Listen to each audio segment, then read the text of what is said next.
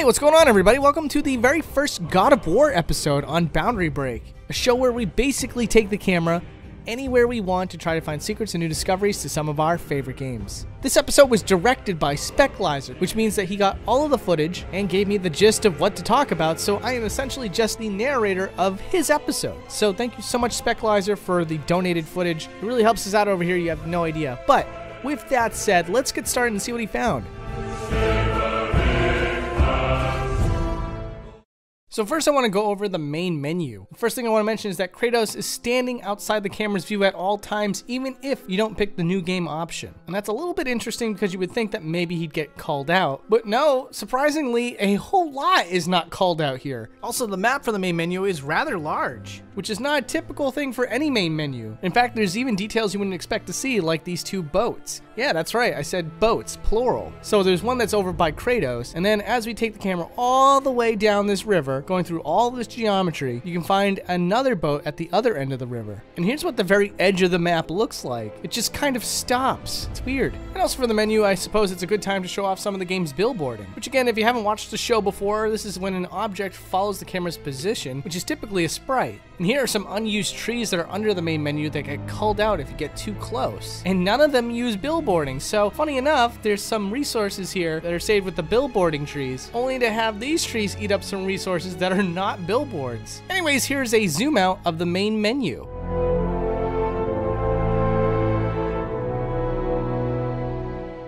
So when you do start a new game, you got this scene here where Kratos is cutting down a tree, and rather than take down the tree in an organic way, the developers saved on time by making two different types of trees. It's almost always a guarantee that if something happens off screen in a video game, chances are things are being swapped, not actually done. And in the case of this scene here, you can see the tree gracefully sink into the ground while the other one gracefully rises up. Wasn't really expecting that. Normally it just kind of warps into position. And now for various clips that have to do with Baldur. Here's Baldur being crushed by a boulder, and here's what it looks like with Baldur inside the boulder. You can see it's the last frame of the animation that he had before he was crushed by the boulder. And then Baldur is rocketed somewhere outside the boulder. Now whoever was in charge of animating these scenes with Baldur and Kratos seems to have had a little bit of fun hiding stuff outside the boundaries that you weren't meant to see. For example, his model is heavily distorted here, and it looks like it's done in a way that is not meant to be a technical error, with his arms and neck stretched out and warped, and his jaw completely removed from his mouth. And then of course there's this scene here that was first discovered by Lance McDonald, one of the best available YouTubers on the platform. If you take the camera all the way down here, well, I don't need to say it, folks. The animator responsible for this scene ended Baldur's animation cycle with a big no-no, or I guess in this case, two big no-nos. And we'll end the scene out with a really cool developer technique. So you see how the snow has all this great looking depth? Well, the resources used to make it are substantially lowered because it's using parallax occlusion. And parallax occlusion mapping is an enhancement of the parallax mapping technique. It's used to procedurally generate 3D definition in textured surfaces, using a displacement map instead of using new geometry.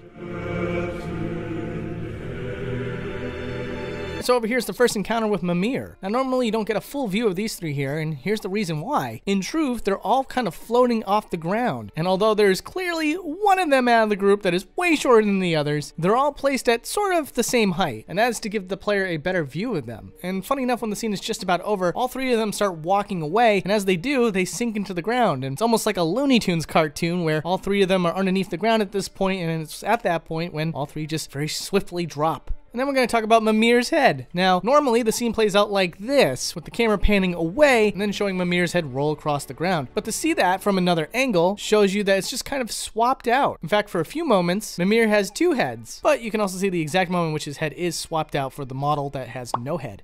Now for some low poly birds. Okay, not birds this time, but Alfheim elves. Taking the camera up to these creatures can show you just how low poly they are, and funny enough, they have their own set of eyes, but you can't really tell at first because they're not modeled correctly, and because the geometry isn't correct on them, the texture sheet that gets laid on top of them isn't mapped right. And you can actually see the eye socket on the left eye before you can even see the eye itself, which you can only see by taking the camera inside of it. And this one's pretty trippy. We're actually going to end the scene out here. This is a leftover block mesh of Alfheim, and as you can see, the environment is completely untextured. And what's great to see is that there's various colors here, so it's pretty easy to distinctly determine what areas to separate from one another.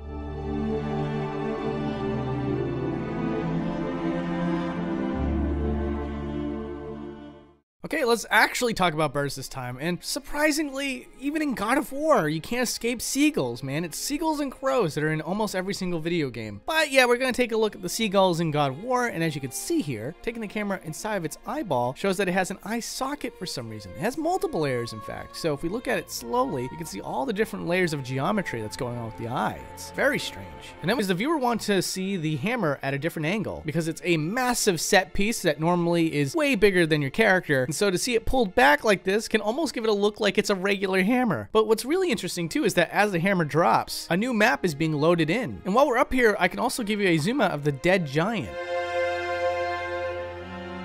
But anyways, here's a scene with the bridge keeper. Now the bridge keeper, for some reason, outside of the player's view, has a facial animation glitch, even after the character's demise. Something that so far I think I've only seen in one other episode, to be honest with you. And once again, here is a scene from another angle. This is Kratos removing the heart from the bridge keeper. This is another great example to you future animators out there of avoiding the complexity of a certain scene by simply just having the camera pointed away from the action. And when that segment is done, you can then switch back to the character holding the object that probably would have been really difficult to animate otherwise.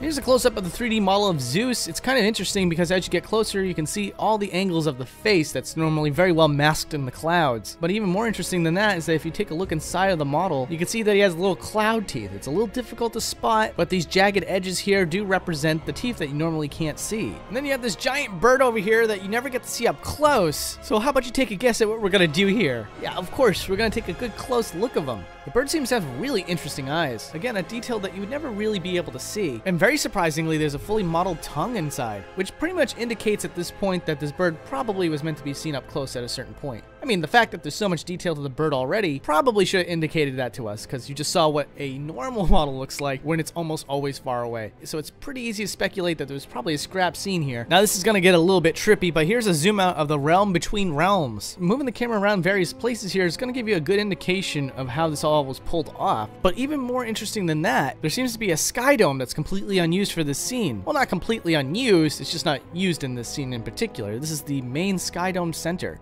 And this is the map where you're traveling to is loaded. It's 2,000 meters above the realm between realms. And at this time, no lighting is loaded into the scene. And that's because the lighting is still mapped to the realm between realms, giving you a little bit of a glimpse as to why lighting is so important in game development. And this is what it looks like when Kratos is drowned if you fail to escape from the trap in the vault. It's actually kind of funny because there's a whole animation cycle here, and then once he's dead, he just kind of has the drop down animation as if he just kind of got felled by an enemy. And here in the second Baldur fight, here's some behind the scenes unused motion capture. Now what animators typically like to do is use motion capture in modern games, especially with human actors. But in the case of God of War, most of the scenes leading up to the actual animation that made it into the final game are not seen. Usually the character models are kind of warped into position and then the animation starts. So to see this little bit of animation where he walks into place is really interesting. It's in this moment that the mocap actor is not technically acting, he's just walking into scene. And here's something kind of cool. This is an armored dragon, and if we take the camera inside the armor, you can see the dragon's eye, which is really well detailed. It's a shame you can't see it. And then after the second fight with Kratos, you end up here, and if you go out far enough, you can see these 2D double-sided textures that represent the Draugr. Now we got another viewer request. This is for the serpent. Someone asked if there was anything inside the serpent when the belly of the beast isn't loaded. And the answer to that question is no. In fact, you can see the environments of the map that he's in clipping into the body. Though, interestingly enough, once again, inside the eyeball is an eye socket. Alright, so we have one more bird for you. And this little guy is not nearly as detailed as a seagull, but if you take a look, it's like bent 2D geometry. And the head doesn't seem to have any definable bird-like details. It's almost like a giant feather for a head. It's strange. But the wings seem to have definable feather details. Now this one in particular is very far away, and that's why they put a lot less detail into making the model polished. And here's yet another viewer request for being really generous this week. And they want to know, what does it look like from the outside when you're inside of the serpent? So kind of like the opposite of what we looked at for the other viewer request earlier. And I gotta say, it's pretty awesome. You get the outline of the intestine, you get the skybox as well. And at the very bottom, you can see stomach acid used liberally well outside of the serpent's body. All right, with the final fight with Baldur, you can see over here, this is where he spawns, and it has an effect on the water at all times. It's actually really funny looking. It's as if his body's constantly doing a cannonball into the water. And then alternatively, here's a zoom out of the giant from far away, which I absolutely love about God of War games where they make these character models so massive. That only makes it really easy to decide what's going to be a thumbnail for the Boundary Break episode. And you might be also interested to know that when you're traveling inside the dead giant's hand, it's actually just a clever use of camera effects and sound effects, because if you take the camera outside this scene, you see that the hand in his giant never seems to move. Alright, so you kind of saw this at the start of the episode, but I wanted to mention it here. This is the snake versus the giant, and if you take the camera outside of the intended cinematic scene, you can see that the serpent is not fully modeled. It just kind of ends. And also, before you know it, the serpent's also disappeared. And here's a little thing that's hidden outside the boundaries that maybe was used for something, but it doesn't seem to be used anymore. Unused content right here. When Kratos goes inside the house, you can see 2 quick flashes of blue pop outside. What this was originally meant for, I have no idea. Maybe it's a complete mistake, but for whatever reason, in this scene alone, there seems to be 2 blue flashes. And then lastly, here you go, this is the secret ending with Thor. As you can see, Thor has a full beard that clips into his body, and you normally can't see this. And also, Thor is bald underneath his hood. Whether or not that's going to remain the same later is going to be determined, but it's kind of interesting that his whole head is modeled at least. And also, the most interesting thing of all, there seems to be a tattoo on his back that you can never see. If the markings make any sense to you guys, let me know in the comments. I'd love to hear about it. But yeah, once again, big thank you to Spectlizer for donating the footage, and also thank you to Steven Olson for being the top Patreon contributor. Watching